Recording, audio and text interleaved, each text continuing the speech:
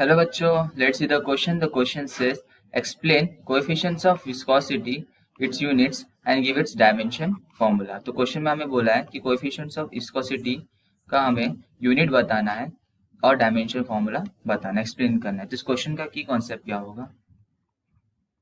की कॉन्सेप्ट जैसे कि हम जानते हैं लेट अस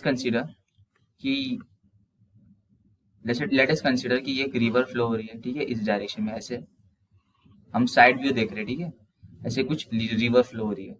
तो जब रिवर से फ्लो होती है ना, लेयर्स के फॉर्म में फ्लो होती है. ठीक है, ये अपर लेयर हो गया, फिर ये लोअर लेयर से उसके और लोअर, फिर लोअर. तो जो ये लेयर्स होती है ना, उन लोग के बीच में फोर्सेस लगते हैं. लेट अस कंसीडर कि उस फोर्सेस को हम लोग बोलते हैं वी से कंसीडर करते हैं. तो अगर ये इस तरफ जा रही है तो जो उसका फोर्स लगेगा ना, वो जैसे इसके अपोजिट डायरेक्शन में लगेगा. और ये कौन सा फोर्स होगा? इस फोर्स को हम लोग बोलते हैं विस्कस फोर्स. ये बिटवीन द लेयर्स लगती है. ठीक है, तो विस्कस फोर्स जो होता है वो किसके प्रोपोर्शनल होता है? एक तो पहली बात तो वो एरिया के प्रोपोर्शनल होता है, जिस जो लेयर के एरियाज होते हैं उसके प्रोपोर्शनल होता है. सेकेंड, जो विस्कस फोर्स रहता है वो relative velocity between the layers और डिस्टेंस के प्रोपोर्शनल होता है. ठीक है, अगर इन दोनों का अगर हम ऐड कर ले तो एफ वी यानी कि विस्कस फोर्स की वैल्यू कितनी आ जाएगी? वो आ जाएगी A D V upon D x.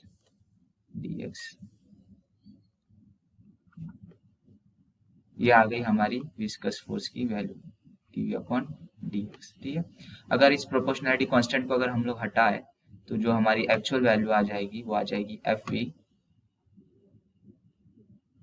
Eta A D V upon D X के बराबर. ठीक है, तो ये आ गई हमारी विस्कस फोर्स की वैल्यू फॉर्मूला, जहाँ पर जो ईटा है ना उसको हम लोग बोलते हैं कोएफिशिएंट ऑफ विस्कोसिटी.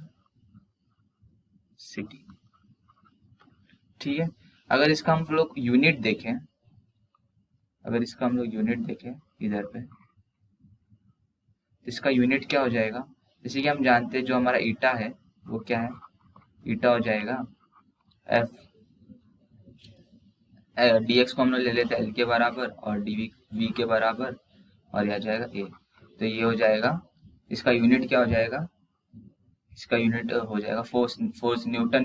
फोर्स किसके लिए रिफर करते हैं? न्यूटन के लिए.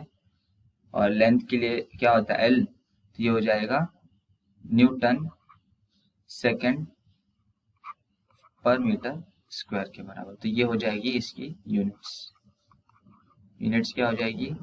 न्यूटन सेकेंड पर मीटर स्क्वायर. या तो फिर इसको बोल सकते हैं हम लोग क्या? न्यूटन सेकेंड मीटर स्क्वायर, ऐसे भी लिख सकते हैं. ठीक है, ये दोनों तरीके से लिख सकते हैं हम लोग. अब इसका डायमेंशन क्या हो जाएगा? डायमेंशन इसका अगर हम लोग डायमेंशन लिखे हैं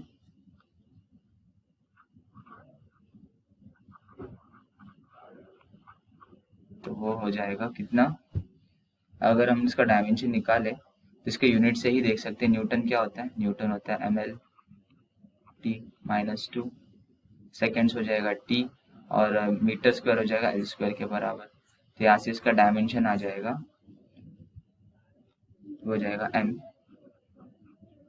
एल माइनस 1 टी माइनस 1.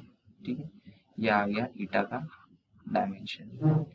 ये अपना final answer. Hope you understand this question. Best of luck. Thank you.